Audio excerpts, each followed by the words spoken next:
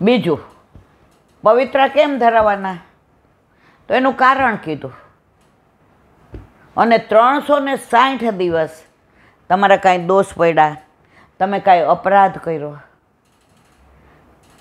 તો ઠાકોરજી કહે 360 દિવસ તે પવિત્ર બનાવતા બનાવતા મને યાદ કર્યો, મારી લીલાને યાદ કરી, મારા ઉત્સવને યાદ કર્યા, મારા મનોરથને યાદ કર્યા, મારા વ્રજને યાદ કર્યું, મારા યમુનાજીને યાદ કર્યા, મારા ગિરિરાજજીને યાદ કર્યા, મારી વ્રજ લીલાને યાદ કરી, મારા સામનેજીને યાદ કર્યા, મારી સખીઓને યાદ કરી, મારા સખાઓને યાદ કર્યા, મારા વ્રજવાસીને યાદ કર્યા, મારા ગૈયાને યાદ કર્યા, મારી બછરાને યાદ કરી. એટલે પવિત્ર ધરાવીએ ત્યારે પ્રભુ આપણા દોષની નિવૃત્તિ કરે છે. એક વૈષ્ણવે તો મને સરસ ભાવ કીધો હતો કે ઈલાબેન, રોજ જે માનસીમાં આપણે ઠાકોરજીને પવિત્ર ધરાવવાનું રોજ જેવો, અને વલ્લભ પ્રસન્ન થઈ અને પવિત્ર કરાવે ધારણ અને મિશ્રી દે તો એ અધરામૃત ઠાકોરજી વલ્લભને દેવા જાય તો એક બિંદુ પડી જાય, તો આપણે રાહ જોવાની કે એ બિંદુ મારા મોઢામાં ક્યારે પડે. આટલો ઉત્તમ ભાવ મને કીધો હતો. એટલે રોજ આપણે આ અધરામૃત લેવાનું, એટલે આપણી વાણી છે ને એ વલ્લભના નામ સિવાય બીજું કાંઈ વિચારે નહીં, નિંદા ન કરે, બીજાના દોષ આપણા મોઢેથી બોલાય નહીં. મેં કીધું તમે કહો છો હું ધ્યાન રાખીશ. મને કે તું ટ્રાય કરજે, રોજ આ ટ્રાય કરીશ ને તને ટેવ પડી જશે. ભગવદીઓનો સંગ થાય, ભગવદીઓ દ્વારા ભગવાન મળે, ભગવાન દ્વારા ભગવાન ક્યારેય મળે નહીં. આજે આપણે ઠાકોરજી પુષ્ટ કરાવવા હતા તો આપણે 10 વૈષ્ણવને પૂછ્યું શું લઈ જાઓ, ઝાપીજીમ કેમ પધરાવું, ઝારીજી લઈ જવાના, શ્રૃંગાર લઈ જવાના, ગુંજામાળા. તો ભગવદીઓ આપણને સમાયરા. તમારે અખંડ દીવો મર્યાદામાં હોય, આપણામાં કાંઈ હોય નહીં, આપણે બધું અખંડ જ છે, એ લોકોમાં કોક દી હોય. તો અખંડ દીવો રાખવો હોય ને, ઘી પૂરતું હોય, વાટ સરસ હોય, પ્રજ્વલિત હોય, પણ એને સતત 24 કલાક અખંડ રાખવો હોય તો વારંવાર એને સંવારવો પડે, એને જોવો પડે, તો એ દીવો અખંડ રહે. એમ આપણે પણ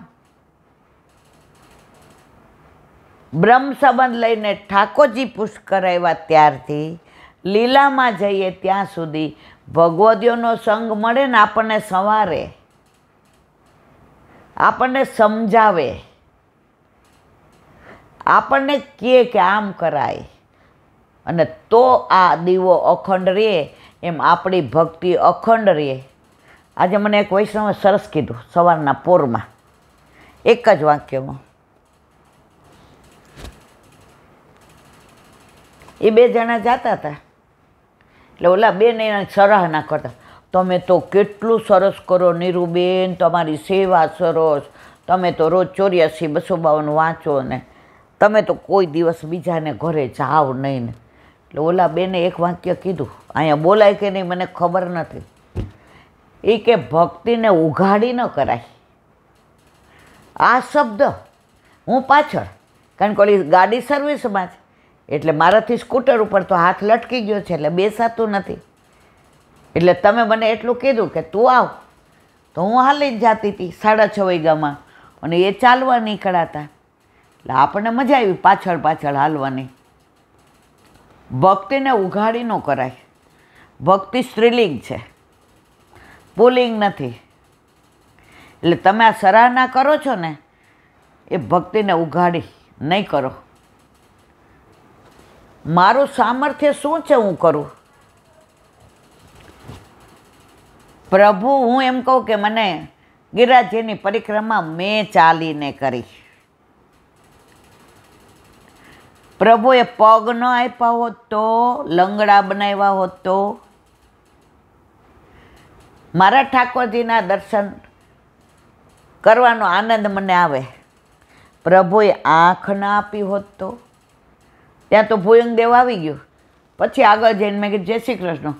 એ હાય હાય ઈલાબેન તમે હતા પાછળ. મેં તો આજે મને બહુ આનંદ આવ્યો. સત્સંગ બધી જગ્યાએ પડ્યો છે, આપણને લેતા આવડવો જોઈએ. તો આ બધી વાતો એવી છે. તો આજે પવિત્ર એકાદશી કાલે, અને કાલે ઠાકોરજીને પવિત્ર ધરાવવાનું, તિલક કરવાનું. જેટલા ઘરમાં હોય બધાએ હાથ લગાડે. બને તો મંગળાની જારી બધાએ સાથે ભરવી. અને સિદ્ધાંત રહસ્યનો પાઠ વધુ વાર ન થાય તો કાંઈ વાંધો નહીં, એકવાર તો અવશ્ય કરવો. શ્રાવણ શ્યામલે પક્ષે એકાદશ્યા મહાનિશે સાક્ષાત ભગવતા પ્રોક્તમ તદક્ષર ઉચ્યતે. વલ્લભ કહે છે અક્ષર અક્ષર કહું, મારું કાંઈ ભેળવતો નથી. આંખ બંધ કરશો ને તો એ ગોવિંદ ઘાટ, એ સાક્ષાત વલ્લભનું એક સમય ચિંતા ચિતાઈ, દેવી કિહિબિદ જાની જાય. દમલાજીનું ત્યાં પોઢેલું, વલ્લભની ચિંતા જોઈને ઠાકોરજીનું પ્રગટ થવું, વલ્લભને આજ્ઞા કરવી બ્રહ્મ સંબંધી. વલ્લભ એમને પવિત્ર ધારણ કરાવે અને મિશ્રી ધરાવે, અને અધરામૃત વલ્લભને મળે.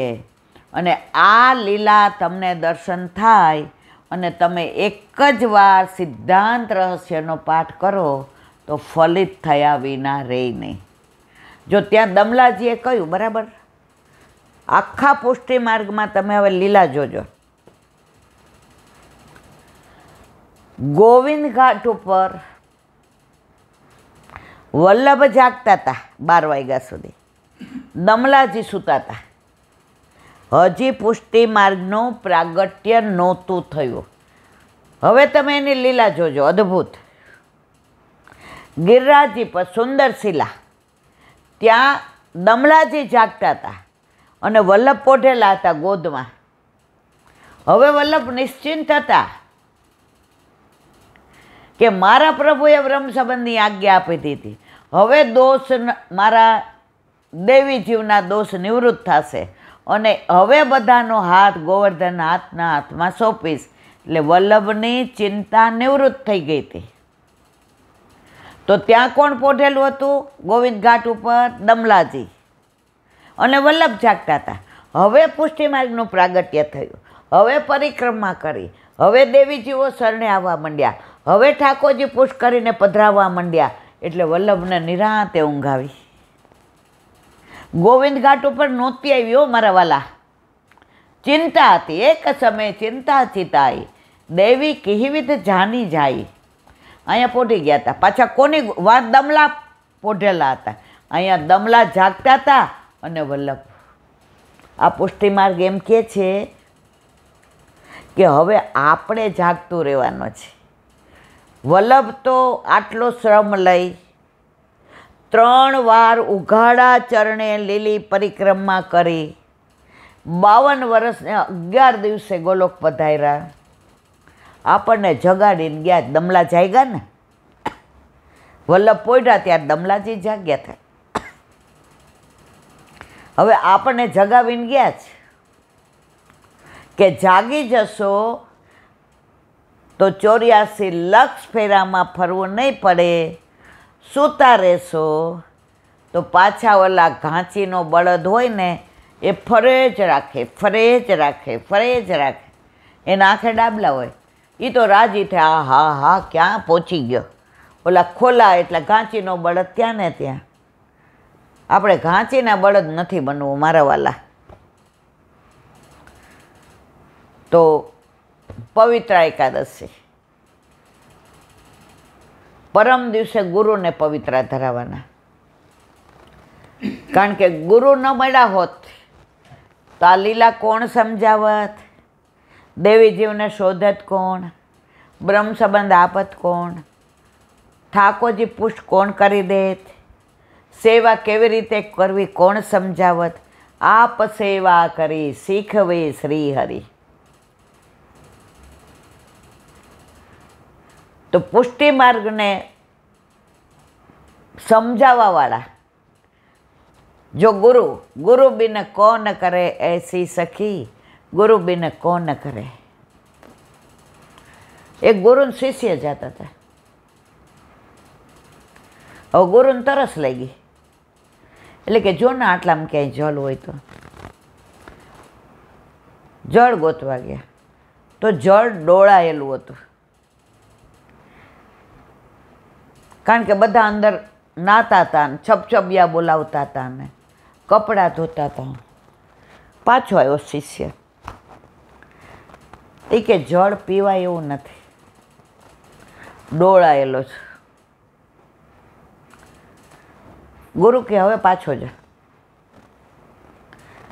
જ્યાં સુધી પીવાય એવું ન દેખાય ને ત્યાં સુધી ત્યાં રહેજે.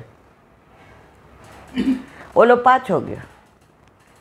હવે બપોરનો સમય, બધા વયા ગયા હતા, જળ શાંત થઈ ગયું હતું. આ નીકળો ત્યાંથી ગુરુનું નામ લેતો લેતો નીકળો. પહેલી વાર ગયો તો મનમાં લૌકિક વિચારો, સંસારના વિચારો. ગુરુને અત્યારે તરસ લાગી આવા તડકામાં 12 વાગે. થોડી વાર વિશ્રામ કરીને કીધું હોત તો. હવે ગયો ગુરુનું નામ લેતો લેતો, પાણી ડોળાયેલું નહોતું, ભરીને લાવ્યો. ગુરુદેવ કે લઈ આવ્યું? હા. પહેલી વાર ગયો ને ત્યારે તારું મન ડોળાયેલું હતું, તારા મનમાં ખોટા વિચારો હતા, તારા મનમાં સંસાર હતો, તારા મનમાં લૌકિક હતું બધું. એટલે ત્યાંય તને ડોળાયેલું જ મળ્યું. બીજી વાર ગયો ને ત્યારે તે મારું નામ લેતા લેતા ગયો. મેં અનુભૂતિ કરી કે તે મારું નામ લેશ, એટલે મેં મારા ગુરુનું નામ લેવાનું ચાલુ કર્યું. તે મારું નામ લેવાનું ચાલુ કર્યું. મારી લાયકાત નથી કે તારા ડોળાયેલા મનને હું શાંત કરું. મેં મારા ગુરુને યાદ કર્યા તો મારા ગુરુએ તારા ઉપર કૃપા કરી અને તને લૌકિકમાંથી અલૌકિકમાં લઈ ગયા. એટલે તને જળ પણ ડોળાયેલું ના દેખાયું, તને સરસ દેખાયું. હવે લે જળ. ગુરુએ પરીક્ષા કરી. હવે ગુરુ માટે લઈ આવ્યા હોય ને પહેલાં આપણે લેવાય. ગુરુદેવ પહેલાં આપ. બસ હવે તારું મન શાંત છે, હવે ડોળાયેલું નથી. ગુરુએ લીધું અને પછી એને કે લે. હાથમાં ન લીધું. ગુરુના ચરણ પાસે બેસી મુખારવી આમ ખોલીને કે મારા વાલા આપના હસ્તથી પધરાવો. ગુરુદેવ કે જો તને જળ મળ્યું ને એ હું તો ધૈર્યા વિના લેતો નથી, મારા કંઠીને ધરાવ્યું. મારા ગુરુદેવને યાદ કર્યા અને તને દીધું તો તને બધું ધરેલું મળ્યું. ગુરુ બિન કોન કરે એસી સખી, ગુરુ બિન કોન કરે. પવિત્રા એકાદશી ને પવિત્રા બારસ. પરમ દિવસે પવિત્રા બારસ.